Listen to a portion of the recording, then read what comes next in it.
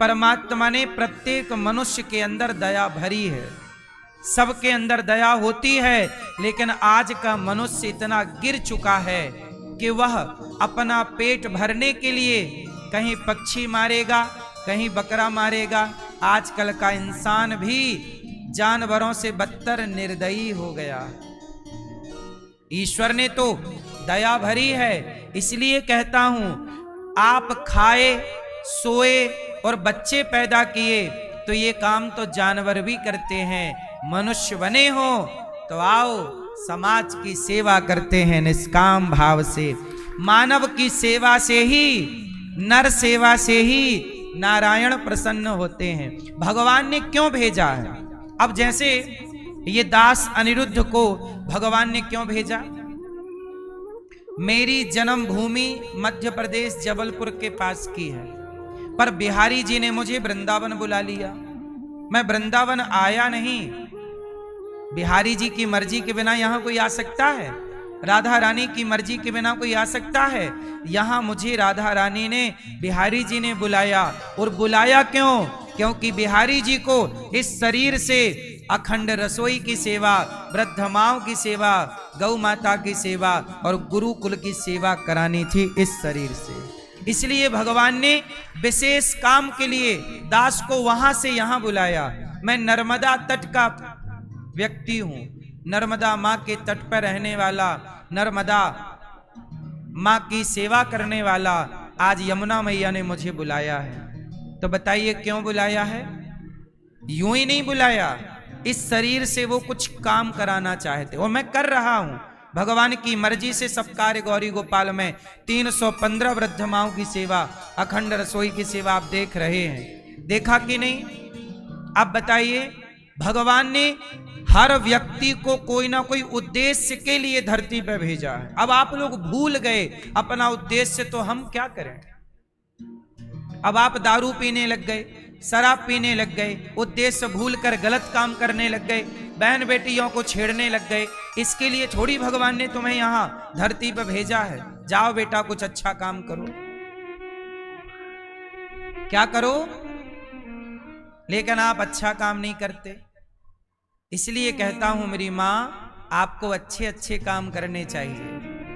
ये मानव शरीर अनमोल है। अब बताओ, अनिरुद्धाचार्य को ये शरीर आज मिला है, अब बताओ ये मानव तन अब कब मिलेगा मुझे?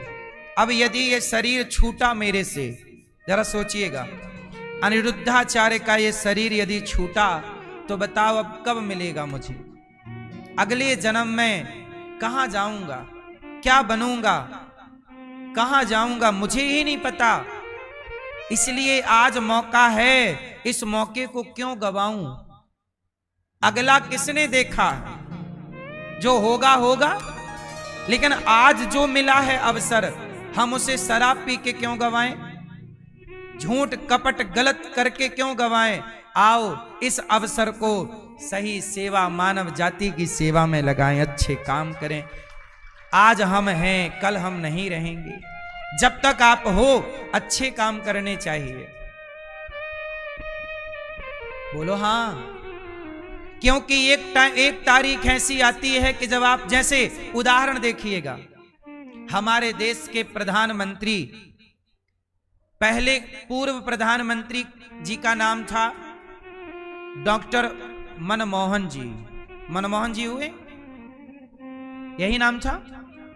मनमोहन जी लगभग 10 वर्ष प्रधानमंत्री रहे। बोलो हां, बोलो हां। अब 10 साल प्रधानमंत्री थे, उन्हें 10 साल के लिए ईश्वर ने मौका दिया। बोलो हां। जाओ बेटा, कर दो देश की सेवा, पहुंचा दो शिखर पर इस भारत माता को। अब उन्होंने क्या किया, क्या नहीं किया, ये तो ईश्वर उनसे जवाब मांगेंगे और वो उनको जवाब देंगे।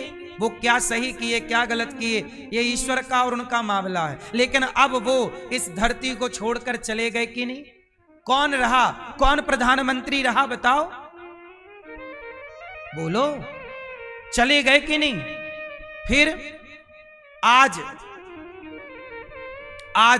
वर्तमान में मोदी जी प्रधानमंत्री हैं। अब मोदी जी को मौका मिला है, 15 साल हो रहे हैं और 20 साल होंगे। इसके बाद तो मोदी जी को भी अपना कार्यकाल पूरा करना ही पड़ेगा, क्योंकि हर व्यक्ति को ईश्वर ने एक टाइम दिया है। फिर भगवान इनसे भी पूछेंगे क्या करके आए हो, आपने गौ हत्या बंद की? तो मोदी जी क्या जवाब देंगे कि जी मैं प्रधानमंत्री तो था, मैंने 1000 के नोट तो बंद किए, 2000 का नोट तो बंद किया, पर गौ हत्या बंद नहीं कर पाया। ये बोलना पड़ेगा मोदी जी को कि भाई मैं गौ हत्या नहीं बंद कर पाया। फिर मोदी जी को भी हिसाब ईश्वर के सामने देना पड़ेगा। इस धरती पे सबको अवसर मिलता है, किसी को 5 साल का, किसी को 10 साल का, उस कम टाइम पे आपको काम करने होते हैं। ये मानव शरीर भी आपको कम वक्त के लिए मिला है, मानव शरीर कम वक्त के लिए मिला है, कम समय के लिए अनिरुद्धाचार्य को मिला है। एक दिन अनिरुद्धाचार्य भी जाएगा, आप भी जाओगे। भगवान पूछेंगे अनिरुद्धाचार्य बताओ क्या करके आए?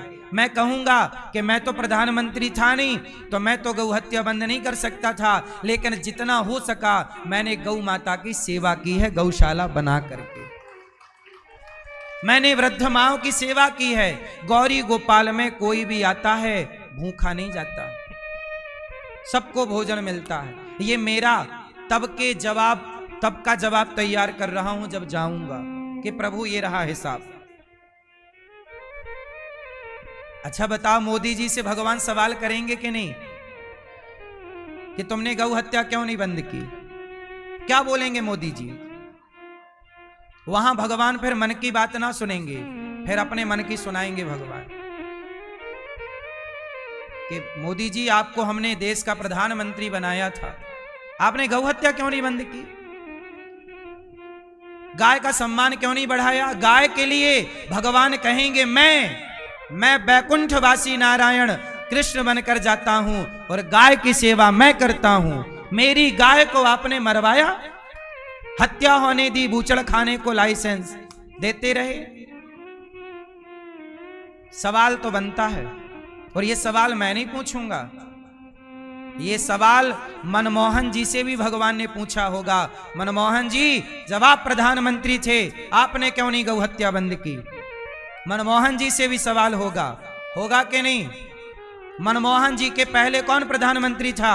अटल बिहारी जी, उनसे भी सवाल होगा। अटल बिहारी जी के पहले कौन था? इंदिरा गांधी रही होंगी शायद, मुझे बहुत क्लियर नहीं है, पर इंदिरा गांधी भी प्रधानमंत्री थी। इंदिरा गांधी जी से भी भगवान सवाल करेंगे, इंदिरा गांधी जी गौ हत्या क्यों नहीं बंद की? आप प्रधानमंत्री थी, क्या करके आई हो? सबको मरना है, सब राख हो जाएंगे। मौका मिले अच्छा काम करना, मौका मिले, मौका मिला है दारू ना पीना, गलत काम ना करना। मानव शरीर एक अवसर है, इस शरीर को पाकर आओ, अच्छे काम करने, सेवा कर लें, बच्चों को पढ़ा लिखा दें, स्कूल कॉलेज बनवा सकते हो तो बनवा दो, समाज को निःशुल्क शिक्षा दे सकते हो तो दे दो। मेरा मन है कि मैं एक विद्यालय बनाऊं,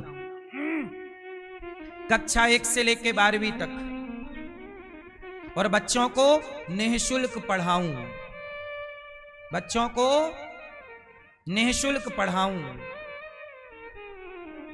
बच्चों को पढ़ाऊं। सीबीएसई बोर्ड के स्तर की शिक्षा, बच्चों को शिक्षा भी और संस्कार भी। अभी नेपाल में नए प्रधानमंत्री बने युवा, उन्होंने सारे प्राइवेट स्कूलों को बंद कर दिया और सरकारी स्कूलों में कहा कि नेताओं का बच्चा भी यहीं पढ़ेगा, इसी को हम ठीक करेंगे। शिक्षा को मजबूत करना चाहिए, शिक्षा पर काम करना चाहिए। बोलो हाँ।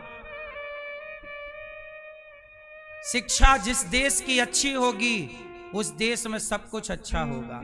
आप कितने लोग भारत माता से प्यार करते हैं? करते हो? कितने लोग चाहते हो कि गौ हत्या बंद हो? कितने लोग चाहते हो कि भारत की शिक्षा और स्वास्थ्य फ्री हो? शिक्षा और स्वास्थ्य मतलब इलाज, दो चीजें फ्री होनी चाहिए। बाकी कोई चीज फ्री ना हो। बच्चा जितना पढ़े उतना पढ़ाओ। लेकिन आज सामान्य बच्चा पढ़ना तो चाहता है। अब सोचिए, सनातनी बच्चे गुरुकुल में पढ़ना चाहते। मेरे पास गुरुकुल है, मेरे पास एक गुरुकुल है जिसमें अभी 150 बच्चे पढ़ते हैं। 1000 बच्चे आ चुके हैं यहां पर। हमारा भी नाम लिख लो, हमें भी गुरुकुल में पढ़ना है। पर एक बात बताइए, मेरे पास इतनी व्यवस्था कहां से आएगी? सरकारों की व्यवस्थाएं हैं बड़ी, हम तो आपसे भिक्षा मांग के काम करते हैं ना। सरकार हमें पूरे भारत की स्कूल सौंप दे, 5 साल में इस देश के स्कूल ऐसे हो जाएंगे और ऐसी व्यवस्था हो जाएगी कि पूरे भारत के प्रत्येक बच्चे को नेता का बेटा हो या मजदूर का, एक सी शिक्षा प्रणाली होगी सबके लिए। एक सी शिक्षा पर सबका अधिकार होगा। शिक्षा पर ऊंचा नीचा बड़ा छोटा ना होगा।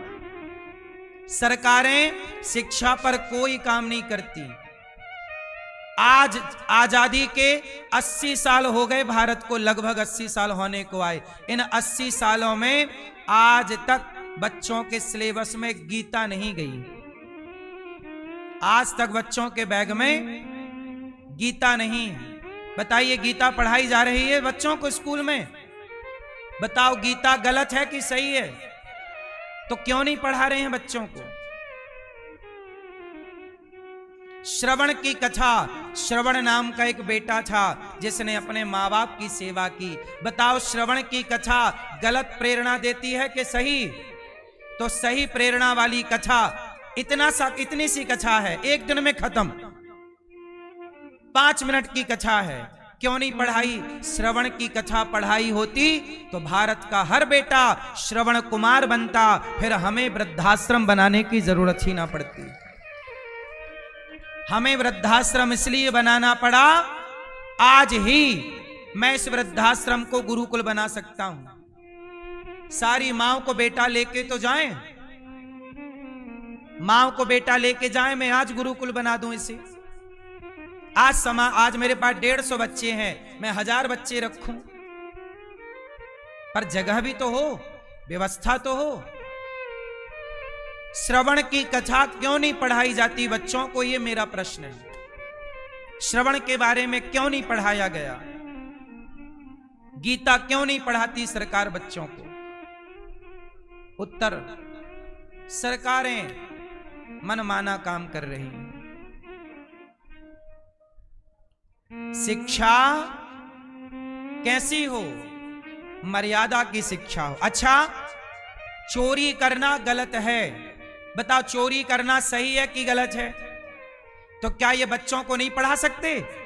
एक पाठ शास्त्रों से निकालो, वेद से, पुराण से। हम कहते हैं कुरान की भी जो अच्छी बातें हैं वो पढ़ाओ ना। बाइबल की जो अच्छी बातें हैं, गीता की अच्छी बातें हैं, सारी अच्छी बातों को स्कूलों में पढ़ाना चाहिए। मुसलमानों को भी उनकी कुरान की अच्छी बातें पढ़ा दो। हम नहीं कहते कि मुसलमानों पे हम गीता थोपना चाहते हैं, नहीं। पर ये बताओ, बाइबल की यदि कोई अच्छी बात है वो हमें पता होनी चाहिए कि नहीं? कुरान की कोई अच्छी बात है वो हमें पता होनी चाहिए कि नहीं? गीता की अच्छी बात है तो मुसलमानों को पता होना चाहिए कि नहीं? गीता की अच्छी बात ईसाई को पता होनी चाहिए कि नहीं? भाई, ज्ञान सबके लिए है, लेकिन ज्ञान बांट के रखा। ये ज्ञान मुसलमानों को, ये ज्ञान ईसाइयों को, ये ज्ञान हिंदुओं को। साहब, बंटवारा गलत है ये। तुम बात करते हो भाईचारा की, अरे भाईचारा के लिए वो ज्ञान तो लाओ, जैसे ज्ञान से भाईचारा बढ़ेगा। उत्तर दो। बच्चों को जो पढ़ाना चाहिए, आजादी के 80 साल होने को आए इस देश में, आज तक उस बताओ भारत किनका गुलाम था? अंग्रेजों का। मुगलों के बाद अंग्रेजों का, अंग्रेजों के बाद आजादी मिली। अंग्रेजों की गुलामी भारत ने की। आज भी आपको आश्चर्य होगा सुनकर, जो आप लोग पढ़ते हो स्कूल में, कॉलेज में, वो सिलेबस किसने डिजाइन किया है स्कूल कॉलेज का? बोलो। एक अंग्रेज था, उसका नाम था मैकाले। क्या नाम था? उस मैकाले नाम के अंग्रेज का सिलेबस आज भी पढ़ाया जा रहा है। उसकी डिजाइन की गई शिक्षा, जब अंग्रेज चले गए तो उस अंग्रेज की शिक्षा क्यों थोपी जा रही है हिंदुस्तान में? फिर उसकी शिक्षा डस्टबिन में डालकर भारतीय शिक्षा होनी चाहिए ना। हमारे देश में जज बने तो भारतीय शिक्षा से जज बने, एडवोकेट बने तो भारतीय शिक्षा के आधार पर एडवोकेट बने, इंजीनियर बने तो भारतीय शिक्षा से इंजीनियर बने। अब भारत का बच्चा पढ़ने अमेरिका जाता है, लंदन जाता है। मैं कहता हूं भारत की आजादी के इतने, आपने सुना कि अमेरिका का बच्चा भारत पढ़ने आया है? बोलो। आया भी होगा तो आने की दर 1% होगी और जाने की प्रतिशत 99% है। हर भारतीय बच्चा चाहता है कि मैं अमेरिका में पढ़ूं। उसकी ताकत भले ना हो पर मन तो है। लेकिन अमेरिका का कोई लड़का नहीं चाहता कि मैं भारत में पढ़ूं। क्यों? इसका मतलब है कि आजादी के इतने वर्षों के बाद जिस भारत के ऋषियों ने इस देश को शून्य और दशमलव दिया, ऐसे महान गणितज्ञों के देश में आज कोई पढ़ने आना नहीं चाहता। इसका मतलब हमारी शिक्षा प्रणाली अभी अच्छी नहीं है। इतनी अच्छी शिक्षा हो कि दुनिया यहां पढ़ने आए, यहां के बच्चों को कहीं जाने की जरूरत नहीं है पढ़ने के। कितने लोग मेरी बात से सहमत हैं? अब इसका रेशो देता हूं, जरा सुनिएगा। आप लोग कुछ नहीं समझते, नेता लोग कुछ बताते नहीं हैं। हम लोग बताते हैं तो नेता लोग, मीडिया पीछे लग जाती है और ये सब बदनाम करने के चक्कर में। क्या करोगे? फिर भी बताएंगे, भारत का रहने वाला हूं, भारत की बात सुनाता हूं। सुनो, एक सच्ची बात सुनाता हूं, आप निकाल लो अपना मोबाइल का वो हिसाब किताब, कैलकुलेटर निकालो। सुनो, एक बच्चा जब भारत का अमेरिका पढ़ने जाता है तो उसकी साल भर की फीस कितनी होती है? बताओ, किसी को आइडिया हो तो। मैया कह रही हैं 70-80 लाख। 80, ये बात सही है। आप 80 लाख छोड़ो, 50 लाख का गणित निकालो। एक बच्चा भारत, सुनो ध्यान से, कान खोल के रखना। एक बच्चा जब भारत का पढ़ने अमेरिका जाता है या लंदन जाता है तो उसका सालाना खर्च पढ़ाई का कितना होता है? 50 लाख। होता 60-70 है, फिर भी मैं राउंड फिगर में बोल रहा हूं। 50 लाख रुपए एक बच्चे का। अब जरा सोचो कि भारत से ऐसे एक साल में 1000 बच्चे गए तो जरा 1000 गुणित 50 लाख करियो भैया, कितना हुआ? एक साल में इतना पैसा भारत का अमेरिका में चला जाता है। किसके नाम पर? शिक्षा के नाम पर। और हम चले विश्व गुरु बनने के लिए। ऐसी बन जाओगे विश्व गुरु? अरे शिक्षाएं तो मजबूत कर लो सरकार। सरकारों का ध्यान शिक्षा पर बिल्कुल नहीं है। सरकारें चाहती हैं कि आप पढ़ो लिखो ना, क्योंकि पढ़ोगे लिखोगे तो ऐसा हिसाब लगाना सीख जाओगे तो नेताओं के सिर की गर्मी बढ़ जाएगी। वो चाहते हैं कि आप अनपढ़ रहो तो आप पर शासन करते रहें सारी जिंदगी।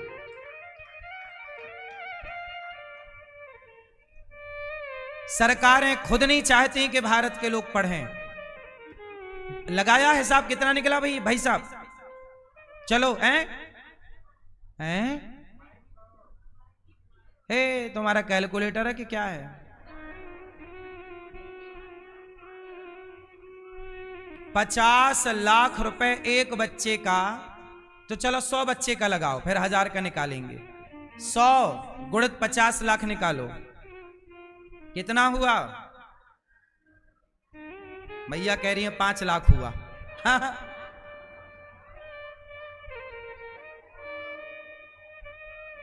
अब ये गणित आप लगाना, हजारों करोड़ में आएगा। सोचिए 1000 बच्चे का तो जाके हजारों करोड़ में गिनती आएगी। अब सोचिए भारत से कितने बच्चे हर साल जाते हैं? 2000 बच्चे गए, 5000 बच्चे गए, इतना पैसा एक ये अमेरिका का है। फिर इतने ही बच्चे लंदन जाते हैं, फिर इतने ही बच्चे कनाडा जाते हैं, फिर इतने ही बच्चे अन्य कंट्रियों में जाते हैं। अब सोचिए कि एक साल में हजारों करोड़ रुपया भारत का शिक्षा के नाम से बाहर जाता। इसलिए डॉलर की कीमत ज्यादा है, रुपया की कीमत, क्योंकि यहां के लोगों के पास दिमाग ही नहीं है। जबकि धरती की सबसे श्रेष्ठ शिक्षा कहीं की है तो भारत की शिक्षा सबसे श्रेष्ठ है। हमने अपनी शिक्षा को बेहतर बनाया ही नहीं, सरकारों ने इस पर काम ही नहीं किया। बोलो हां। अपनी टेक्नोलॉजी होनी चाहिए, अपना काम होना चाहिए, और बच्चों को विदेश पढ़ाने से बेहतर है यहां पढ़ाओ और यहां पढ़ा करके योग्य बनाओ। सरकारों को चाहिए कि जो अमेरिका की शिक्षा है उससे भी बेहतर शिक्षा प्रणाली भारत में लागू करें और भारत के बच्चों को वो सब कुछ मिले जो वो चाहते हैं। बोलो हां कि ना? पर यहां तो बस नेताओं को लड़ा लो। न्यूज चैनल आप देखोगे तो ये उससे लड़ रहा है, वो उससे लड़ रहा है, यही न्यूज में मुद्दे की बात ना भारत का मीडिया दिखाता, ना शिक्षा पे मीडिया बात करता। और संस्कारों शिक्षा पे हम बात करें तो हमें भारत के मीडिया जगत कहते हैं कि बेशर्म बाबा। हम बात करें तो हमें क्या बोलती है भारत की मीडिया? बेशर्म बाबा, बाबा के बिगड़े बोल। ऐसा है। इसलिए कहता हूं भारत में गीता को पढ़ाओ, उपनिषदों को पढ़ाओ, जो वास्तविकता है वो पढ़ाओ, और मुझे लगता है ना प्रैक्टिकल पढ़ाओ। क्या पढ़ाओ? प्रैक्टिकल पढ़ाओ। हम कहते हैं कम पढ़ाओ।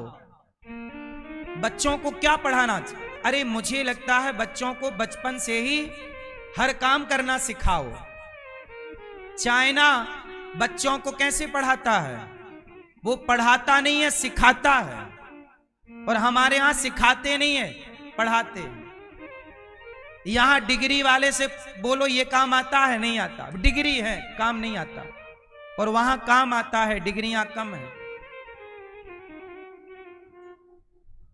एक बात याद रखिएगा, आपसे पूछ रहा हूं, बताओ डिग्री बड़ी होती है कि हुनर बड़ा होता है? काबिलियत क्या बड़ी है? जरूरी नहीं है कि डिग्री वालों के पास हुनर हो, लेकिन हुनर वालों के पास सारे डिग्री वाले पीछे खड़े रहते हैं सलाम ठोकने के लिए। हुनर वाले के अगल बगल कौन है? डिग्री वाले। बोलो हां। इसलिए हुनर पे काम करिए, योग्य बनाइए, अपने बच्चों को काबिल बनाइए। पढ़ाई जरूरी है, शिक्षा जरूरी है, पर शिक्षा का तरीका बदलना चाहिए। शिक्षा का तरीका बदलना चाहिए। बच्चों को सेल्फ डिपेंड बनाना चाहिए। हुनर आना, चलो नौकरी ना लगी, आज कितने लोगों की नौकरी लग रही है, कितने लोगों को सरकारी नौकरी मिल रही है, कितने लोग बन रहे हैं IAS IPS। 1000 फॉर्म जाते हैं तो एक होता है, बाकी 999 कहां जाएं? क्या करेंगे? उन्हें और कुछ नहीं आता, पढ़े हैं बस, और कोई काम का अभ्यास है नहीं। इसलिए कहता हूं पढ़ाई जरूरी है, हुनर उससे भी ज्यादा जरूरी है। बोलो हां। और जीवन में कभी हार नहीं माननी चाहिए। अच्छा बताओ, डॉक्टर एपीजे अब्दुल कलाम जी, कलाम जी की लोग डिग्री पूछते हैं कि हुनर पूछते हैं। वो बहुत बड़े वैज्ञानिक हैं, नई नई खोजें करते हैं। उन्हीं के शासन में, उन्हीं के बुद्धि से इस देश को परमाणु शक्ति मिली। बोलो हां, अटल जी और आप। अटल जी ने इस देश को परमाणु शक्ति दी। इसका मतलब है इस देश को शक्तिशाली करने के लिए हमें काम करना चाहिए। और देश तब शक्तिशाली होगा जब शिक्षा शक्तिशाली होगी। देश को शक्तिशाली बनाने के लिए शिक्षा को शक्तिशाली होना चाहिए। श्री भरत जी महाराज जंगल में गए, चित्त मरते समय भगवान में से हटकर एक मृग में लग गया। मृग का शरीर पाकर के उन्हें मृग की योनि में जाना पड़ा। मृग की योनि में जाना पड़ा।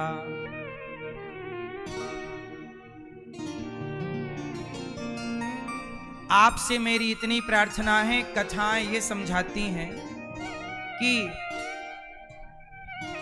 मरते समय हमारा चित्त ना बिगड़े। मरते समय क्या ना बिगड़े? मरते समय मन यहां वहां ना भटके। आपसे हम कहते हैं अभी से, मन के भटकाव पे काम करो, सीधा मन चले। शादी ब्याह में घोड़ा घोड़ी आते हैं ना, दुल्हा बैठता है, कभी उस घोड़ी को ध्यान से देखना, उसकी घोड़ी के पट्टी लगी रहती है आंखों में ऐसे। क्यों लगी रहती है बताएगा कोई? क्यों? क्यों? क्योंकि घोड़ी की आंखें चंचल ना हो, यहां ना देख, नहीं भाग जाएगी दुल्हा को लेके। बोलो हां। तो घोड़ी की आंखों में क्या लगती है ऐसे कि यहां वहां ना देखे, सीधा देखे। इसलिए घोड़ी दुल्हा को लक्ष्य तक पहुंचाती है, दुल्हन तक, वरना खुद लेके भाग जाए दुल्हा को। इसका मतलब है कि जो व्यक्ति लक्ष्य भटकेगा वो भटक गया, सारी जिंदगी भटकेगा। इसलिए कहता हूं यहां ना देखो, यहां ना देखो। ए भाई जरा देख के चलो, सीधा देखो। कहां देखो? लक्ष्य। एक उदाहरण हमेशा आपको याद होगा इस चीज का कि गुरु द्रोणाचार्य ने अर्जुन से पूछा, भीम से पूछा, भीम वो पेड़ पर चिड़िया बैठी है, उसकी आंख पर निशाना लगाना, बोल क्या दिख रहा है? बोले गुरुजी बादल दिख रहे हैं। गुरु द्रोणाचार्य बोले चल रख। धर्मराज युधिष्ठिर क्या दिख रहा है? बोले पेड़ दिख रहा। अर्जुन क्या दिख रहा है? गुरुजी हमें सिर्फ आंख दिख रही है। क्या दिख रहा है? सिर्फ लक्ष्य। क्या दिख रहा है? लक्ष्य। आजकल लोग अपने लक्ष्य को भटक गए। मेरा लक्ष्य क्या है? भगवान को पाना, मानवता की सेवा करते हुए, अच्छे काम करते हुए। किसको पाना? जोर से, भगवान को पाना। किसको पाना? हम लोग भगवान को पाएं बस।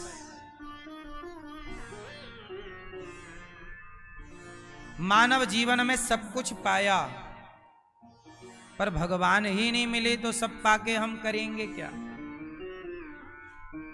बोलो मेरी मां, क्या करोगे? कुछ नहीं।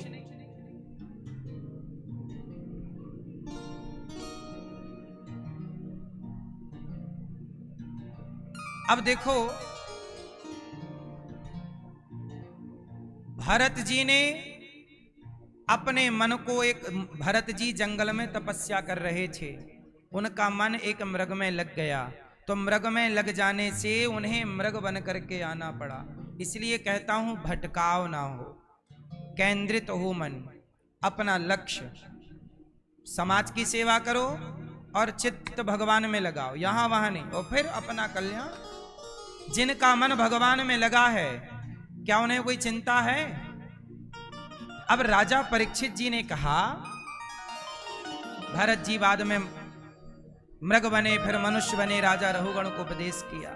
परीक्षित जी ने कहा, 28 प्रकार के नरकों का वर्णन सुखदेव जी ने सुनाया।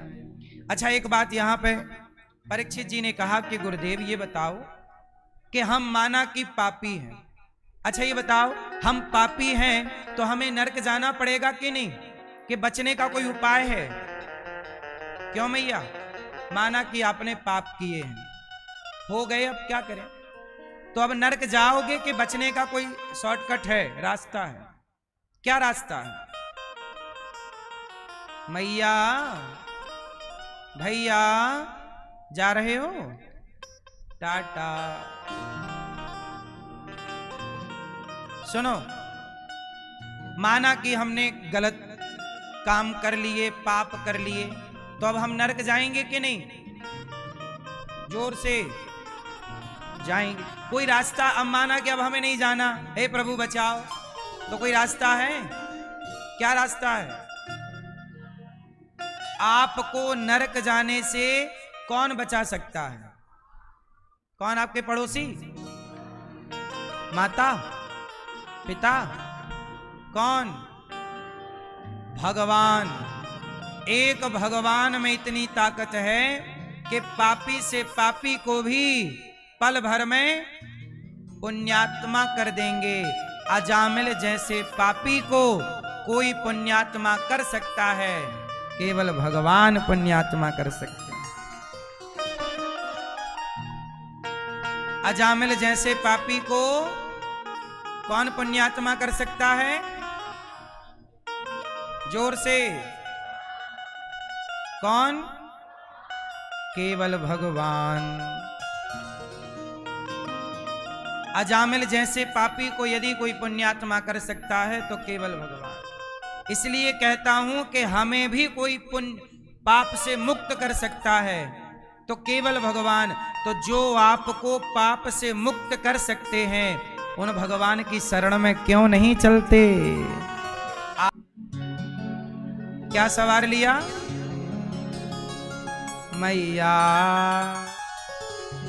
आपसे मेरी प्रार्थना है, यदि अजामिल पाप से मुक्त हो सकता है नाम के बल पर, तो हम क्यों नहीं मुक्त हो सकते नाम के बल पर? इसलिए कहता हूं, काम करो, पैसे कमाओ, जिम्मेदारियां पूरी करो, पर हर समय भीतर चलता रहे श्रीमन्नारायण श्रीमन्नारायण। हर थोड़ी थोड़ी देर में बोलते रहो, हे नाथ, हे श्रीमन्नारायण, मैं आपको कभी भूलू नहीं, हे नाथ मैं आपको कभी भूलू नहीं, भूलू नहीं, बस।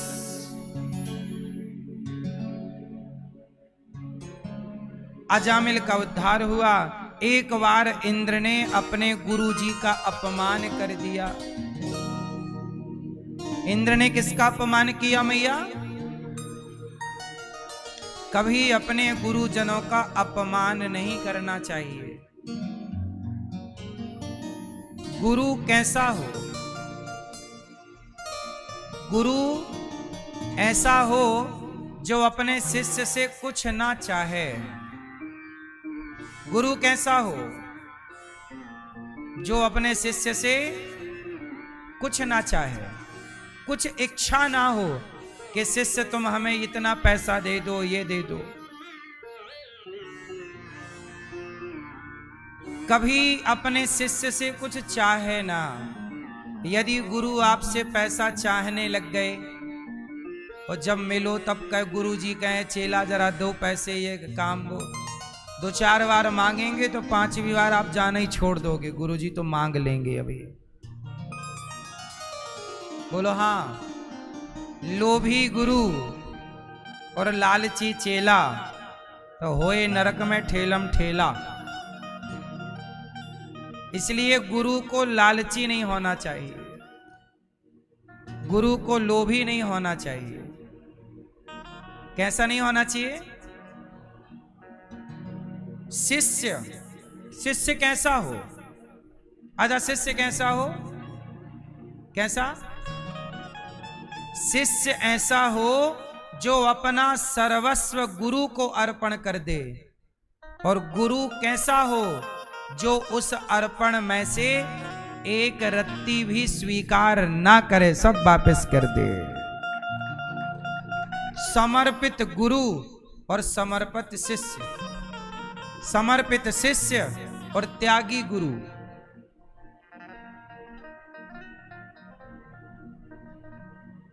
ये दास अनिरुद्ध आप सबके आशीर्वाद से आज तक मैंने किसी व्यक्ति से नहीं कहा कि आप इतने रुपए का सहयोग कीजिए। आज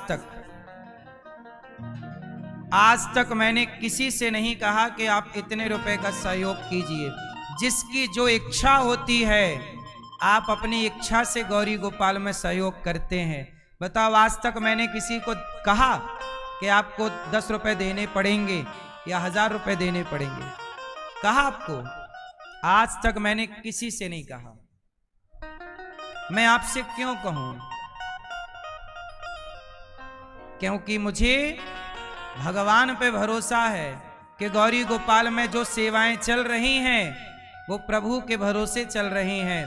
प्रभु खुद अपना काम किसी ना किसी के द्वारा करा ही लेंगे। जो आप देते हैं वो अपनी मर्जी से देते हैं, और आपको देने के लिए प्रेरणा कौन देता है? भगवान। तो आप किसकी आज्ञा से देते हैं? जैसे हनुमान जी को आज्ञा हुई कि जाओ सीता का पता लगाओ, ऐसे आपको भी भगवान आज्ञा करते हैं कि जाओ गौरी गोपाल में वृद्ध माओ के लिए कुछ दे करके आओ, संतों के लिए कुछ दे करके आओ। ये प्रेरणा आप माने ना माने, आप भीतर की आवाज सुने ना सुने, लेकिन ये आदेश ईश्वर का होता है। और कितने भक्त ऐसे हैं जो केवल माताओं की सेवा, संतों को भोजन देने के लिए, अन्नदान करने के लिए आते हैं। तो आप किसकी बात मानकर आते हो? प्रेरणा किसकी? भगवान हृदय में प्रकट होकर आपसे कहते हैं कि आप भी थोड़ा सा सहयोग करो। अभी मैं आपको बता रहा था कि मेरे पास 150 बच्चे हैं। हजारों बच्चों के लिए मैं गुरुकुल बनाना है, बच्चों को पढ़ाना है, पर इतनी बड़ी व्यवस्था के लिए बहुत पैसा चाहिए। मैं तो चाहता हूं कि एक स्कूल बनाऊं और गुरुकुल बनाऊं। आप सब सहयोग करेंगे तो ऐसा भी एक समय आएगा कि भारत के हर जिला में एक गौरी गोपाल विद्यालय होगा और बच्चों को पढ़ाया जाएगा। ये बहुत आगे की प्लानिंग है, पर है। प्राण रहे तो आपकी ये सेवा भी करेंगे। हम भी तो मजबूर हैं भाई। हमारे पास जितना आर्थिक आप सहयोग करते हैं उसी से काम होता है। हर चीज के लिए पैसा चाहिए ना आजकल। सही है कि गलत है? अब सोचिए कि मैं एक विद्यालय बना रहा हूं 1 से लेके 12वीं तक। अभी कल परसों में मैं आपका उसका दिखाऊंगा, प्रारूप दिखाऊंगा, आ चुका है। वो बनने के बाद कैसा दिखेगा मैं आपको बताऊंगा। कल मैं आपको विस्तार से दिखाऊंगा। अभी मैं आपको केवल उसकी डिजाइन ऐसी दिखा सकता हूं, मोबाइल पे देख सकते हैं आप। सोचिए, ये देखो, ये गौरी गोपाल दिखाना बेटा जरा जूम करके।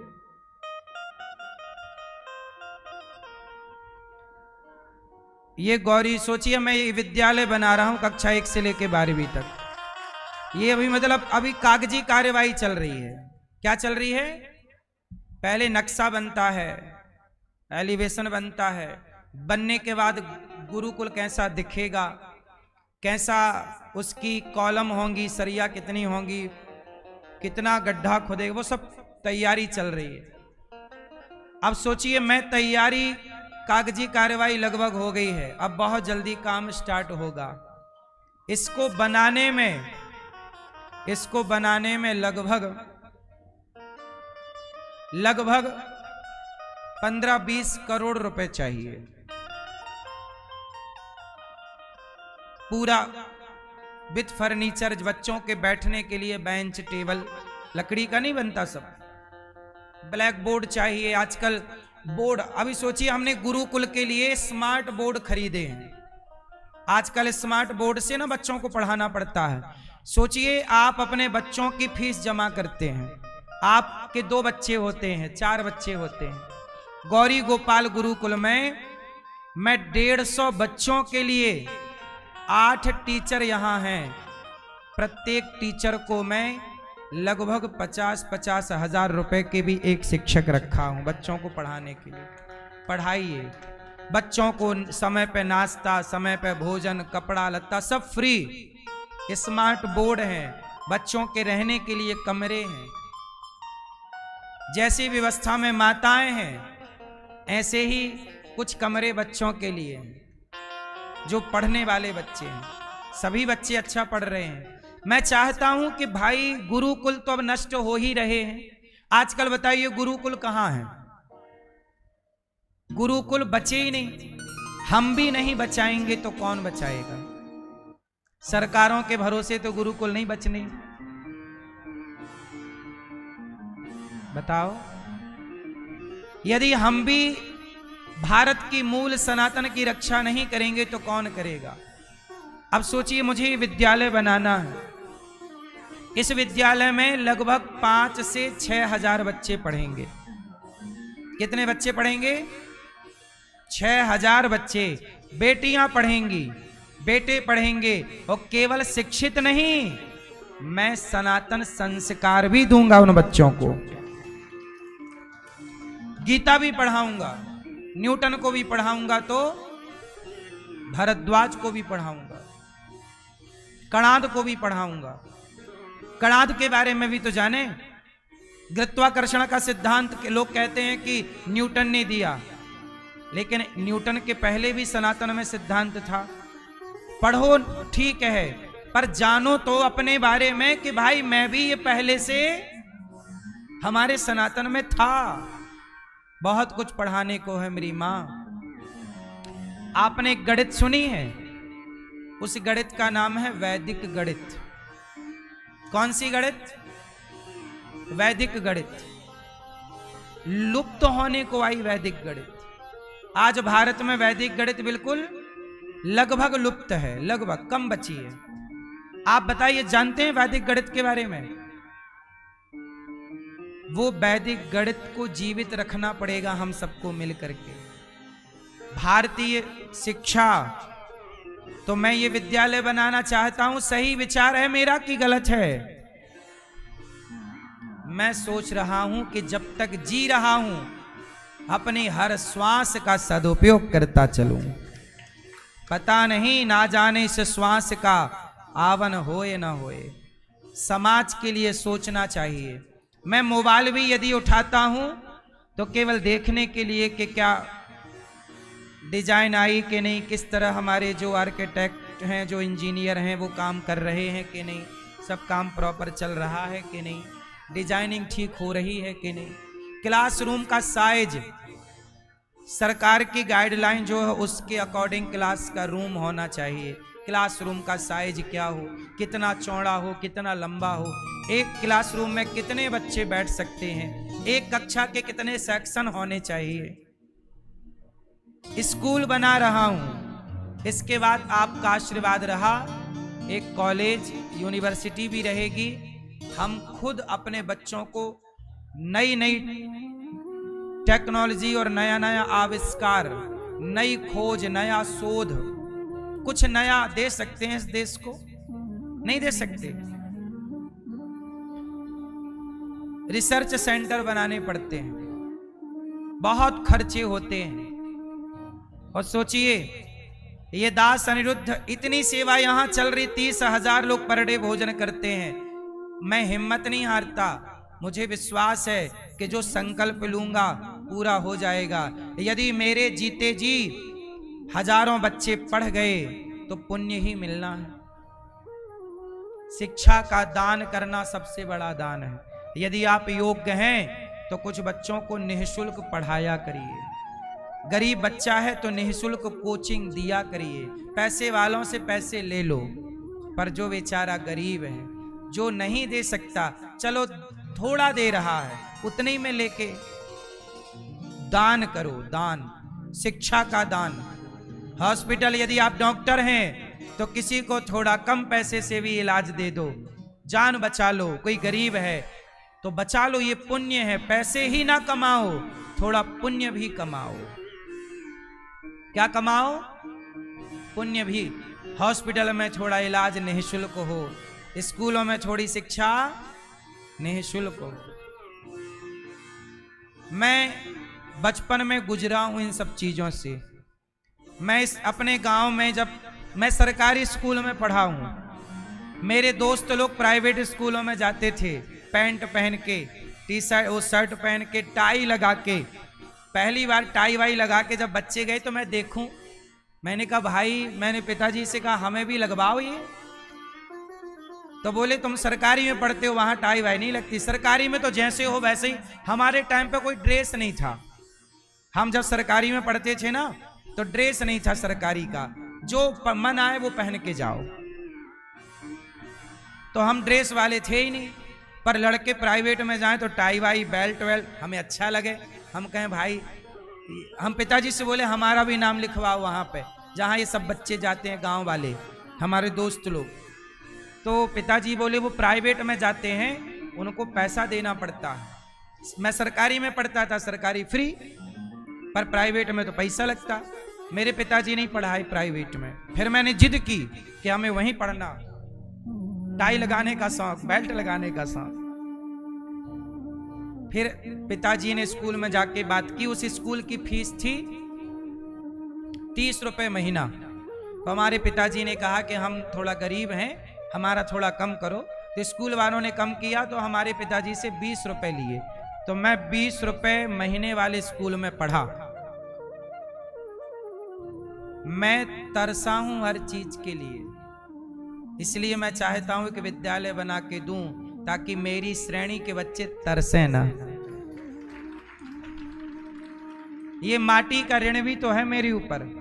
जिस माटी में मैं खेला, पला, बढ़ा, उस माटी का ऋण भी तो चुकाना है साहब। नमक हरामी छोड़ी करनी है अपनी मातृभूमि से। ये भारत मेरी माता है, इस माटी से मैंने लिया है तो इस माटी को देना है। क्यों कि लेना है? यदि इस माटी ने मुझे दिया है, मैं बचपन में माटी खाया, मैं बचपन में इस मिट्टी पे खेला, फिर इसका ऋण चुकाने का टाइम है। पढ़ाओ लिखाओ, जो कर सकते हो। मेरे गांव में आज भी किसी बेटी का विवाह, कल मेरे गांव में एक बेटी का विवाह है, कल, आज ही मेरे पास फोन आया कि बेटी का विवाह है। पहले भी आया, मैंने कहा चिंता ना करो, मेरे